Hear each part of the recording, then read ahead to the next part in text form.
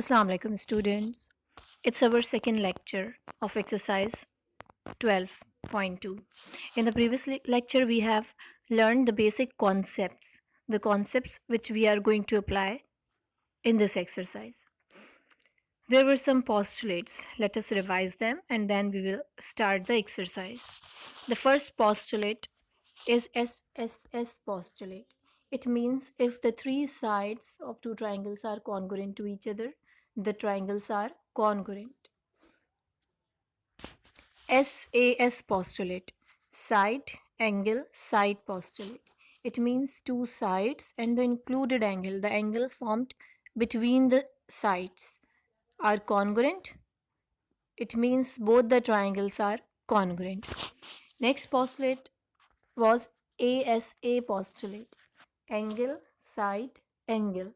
It means two angle and the side between them are congruent, so the triangles are congruent.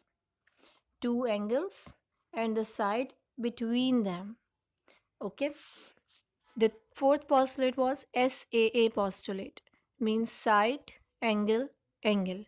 If one side, its adjacent angle and its opposite angle are congruent, it means both the triangles are congruent. Let us start exercise 12.2. Question number 1. Write all the six correspondence between the triangles ABC and DEF. Also mention that correspondence which is congruent. These two triangles are given to us. We have to write all six correspondence. All six correspondence includes the three correspondence of angles and the three correspondence of sides. We have total six elements in a triangle. We have three angles and three sides. So we have total six elements in a triangle. To write the correspondence, first of all, we will write the three correspondence of angles and then the three correspondence of side. Acha. Either you can use diagram or you can use the name to write the correspondence. It is easier to use the name. For example, angle A, if we consider the first alphabet, angle A, this one, it is correspondence to angle D, the first alphabet. Okay, angle A is correspondence to angle D. Similarly, angle B is correspondence to angle D. Angle B is corresponding to angle E. Both are of 90 degree. And angle C is corresponding to angle F. Angle C, here we have angle C. It is corresponding to angle F. We will write it like this. Acha, the working which is shown here, it has some typing mistake. So do not just copy down from here. Okay, use your head to write the correct answer.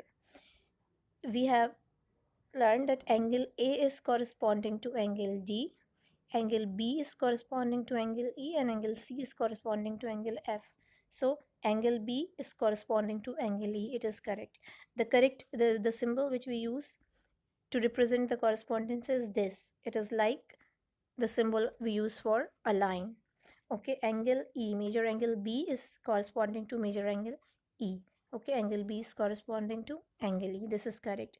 The next angle A, we have checked here. Angle A was corresponding to angle D. Angle A was corresponding to angle D. It is written wrong here. This is not angle F. It should be angle D. So make sure you write the correct answers. ठीक है, angle major angle A is corresponding to major angle D. This is correct. Next, angle C. Angle C is corresponding to angle F. Again, it is wrong here. It is angle F here. So you will write the correct corresponding. Angle C is corresponding to angle F. You will use the name. Okay, you will use the name to write the corresponding. Angle B corresponding to angle D. The second alphabet B corresponding to E. And angle C is corresponding to angle F. You will write the correct correspondings. Okay, these three are the angles. Now we will write the correspondence of side. To represent a side, we use two capital letters. If we take side AB, the first two letter AB, this one, it will be corresponding to DE, this one. Okay, so we will write side AB is corresponding to DE. You will use two capital letters with a straight line over it to represent a line segment. AB is corresponding to DE. Next, if we take BC, the side BC, this one, the corresponding side of BC is EF. EF, this one. Okay, again, answers are written wrong here. You will write the correct answer. So, angle side BC. Here you will write BC. Side BC is corresponding to EF. In the same way, if you take side AC, first and the last alphabet, this one, this side. Okay, first and the last alphabet. So it will be corresponding to DF, to side this one. Okay, so you will write AC is corresponding to DF. Okay, this is not correct. You will write the correct correspondence. This is question number 1. Now question number 2. Question number 2 says, in the isosceles triangle PQ, the side PQ is corresponding to PR. This is PQ, congruent to PR. These two sides are congruent. It is given in the question. And angle Q is congruent to angle R. This angle is congruent to this angle. The angles opposite to the congruent sides. Write the correspondence which are identity congruence. Okay, this is identity. Check your book for the correct question. The following are identity congruence. We have to write the identity congruence in the given triangle. So measure PQ. Okay, you will write the measurement of side PQ is congruent to measurement of side PR. This is the congruence for the sides. Also, we have to write the congruence for the angles. So measure angle Q. This is small m represents the measure. Measure angle Q is congruent to measure angle R. This is the congruence for angles. Next question. In the adjacent figure, O is the midpoint of PQ and RS. We have two lines, PQ and RS, and O is the midpoint. We have to prove that PR is congruent to QS, PR. This one. We have to prove that this side is congruent to this side, QS. Also, we have to prove that angle P, this one, is congruent to angle Q. Okay, so first of all, statement is given, we have made the diagram. The next we will write the things which are given to us.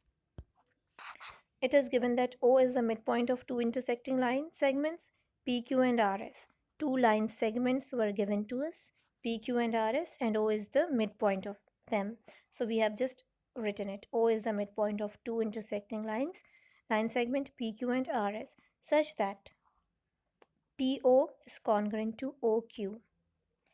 When O is the midpoint, is the center point of this line, it means the distance from P to O, the measurement of PO, will be equal to the measurement of OQ.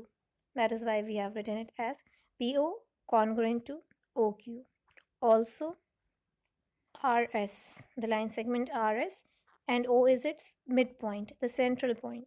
So the distance from O to R, the measurement of OR, is congruent to the measurement of OS. So we have just written as OR or RO, same meanings, is congruent to OS.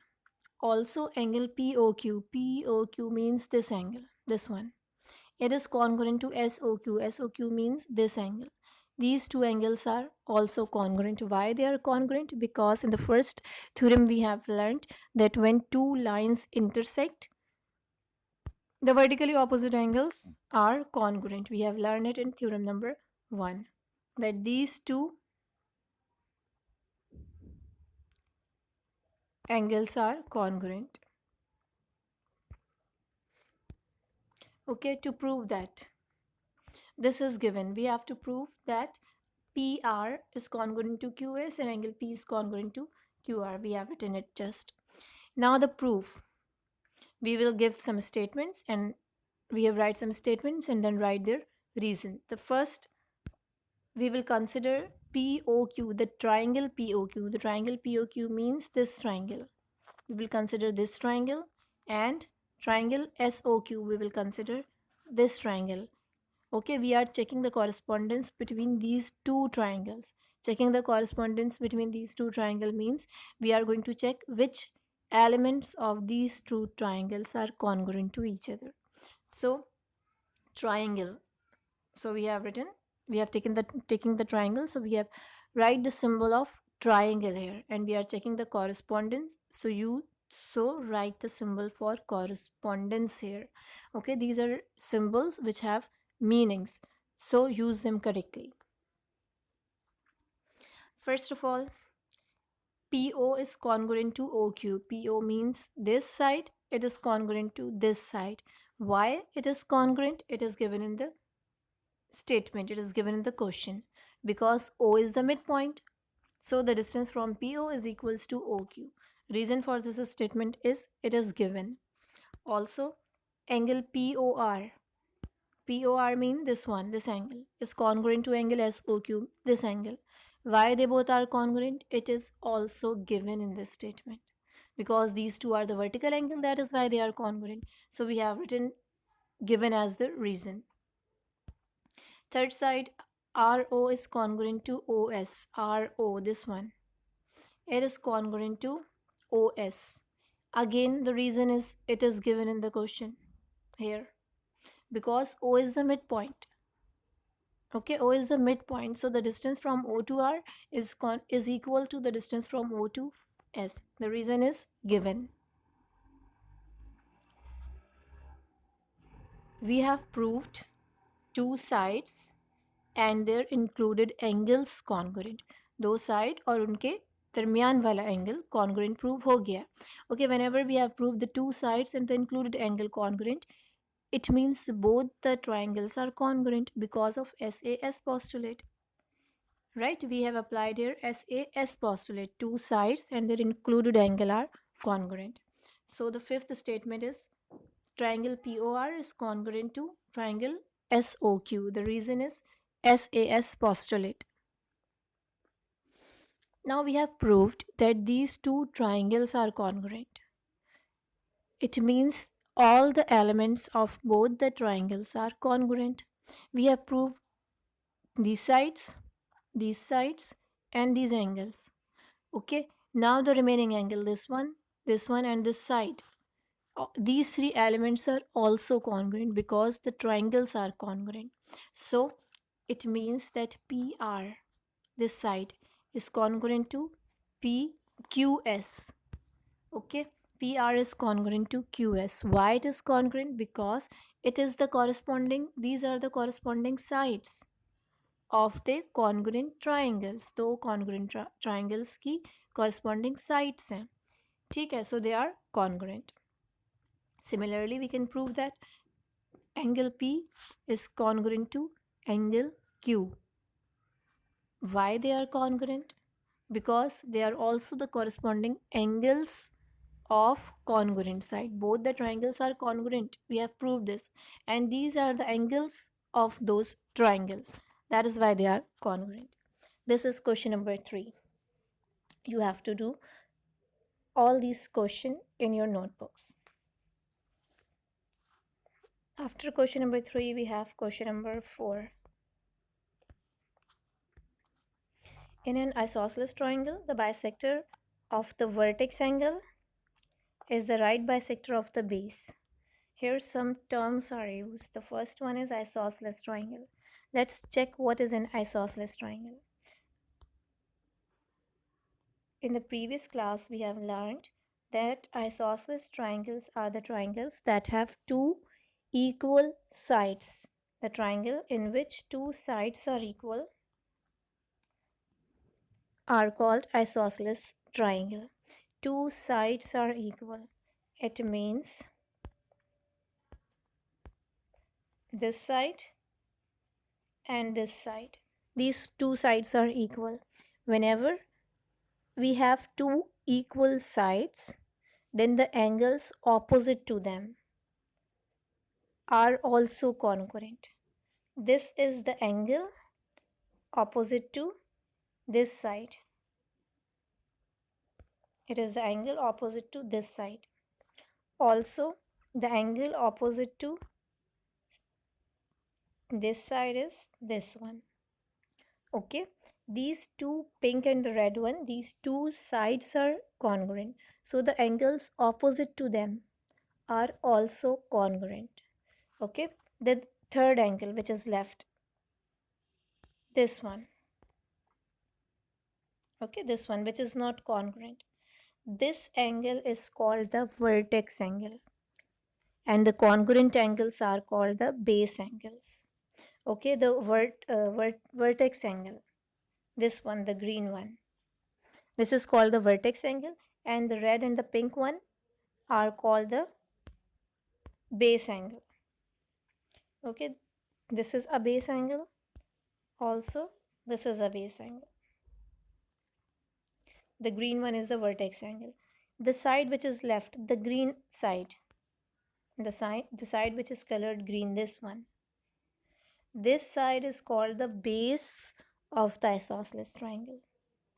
Right, these are the names, these are the elements of the isosceles triangle that I have discussed. Now we are moving to the question. In an isosceles triangle, the bisector of the vertex angle.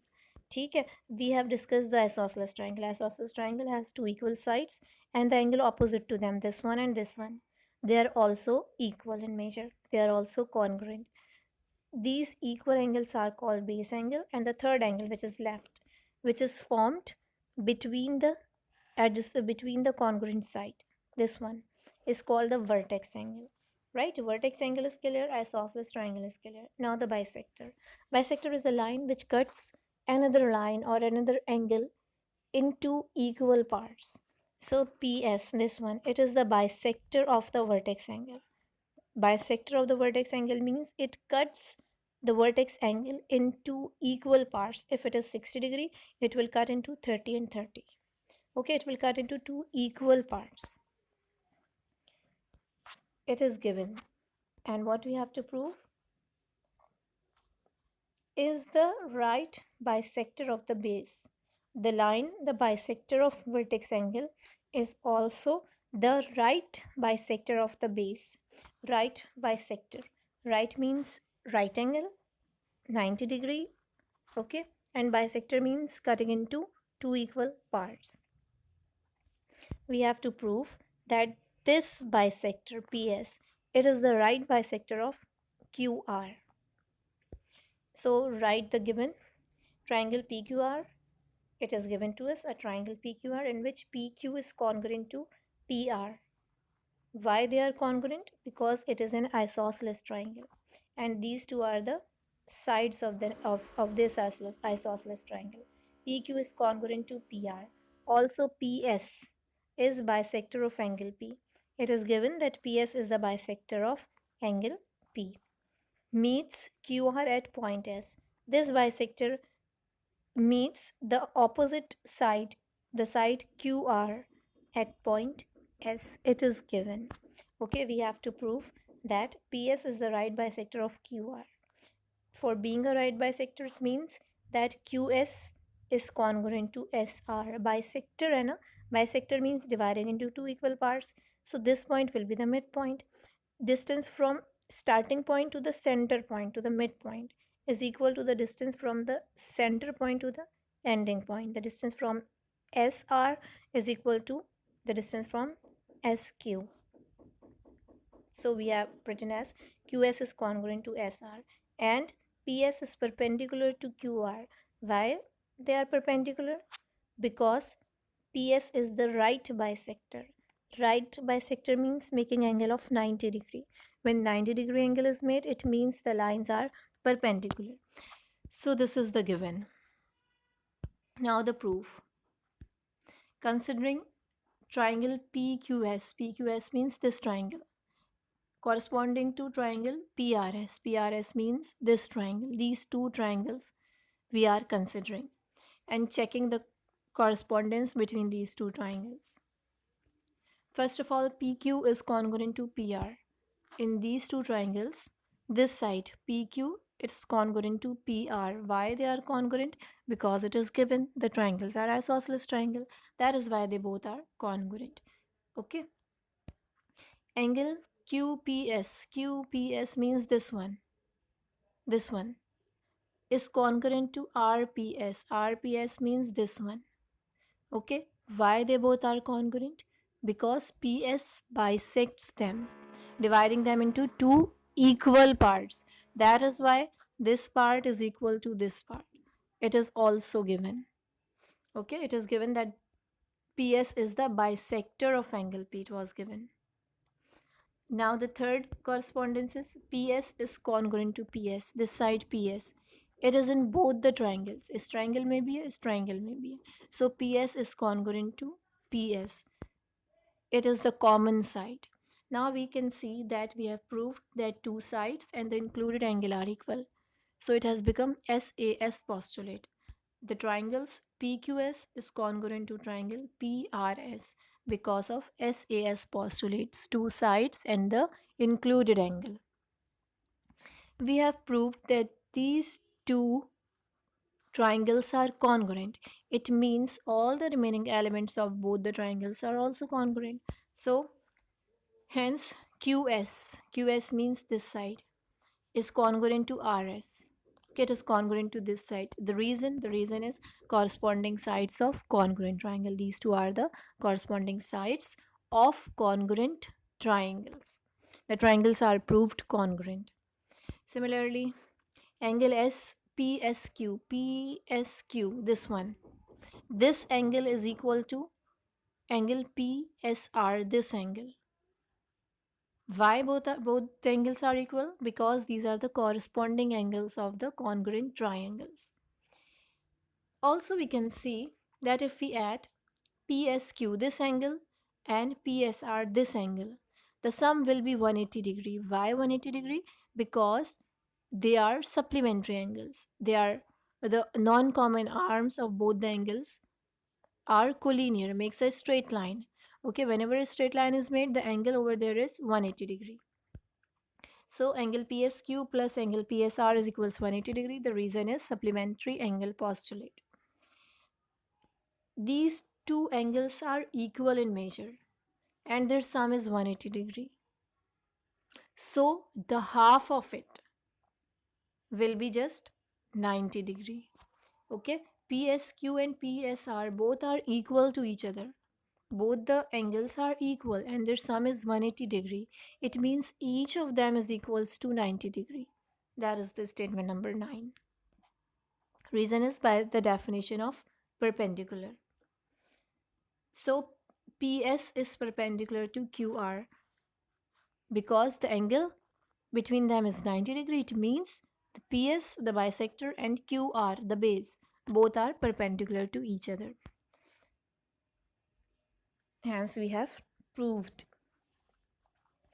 This is question number 4. Similarly, we have question number 5, 6, and theorem number 2.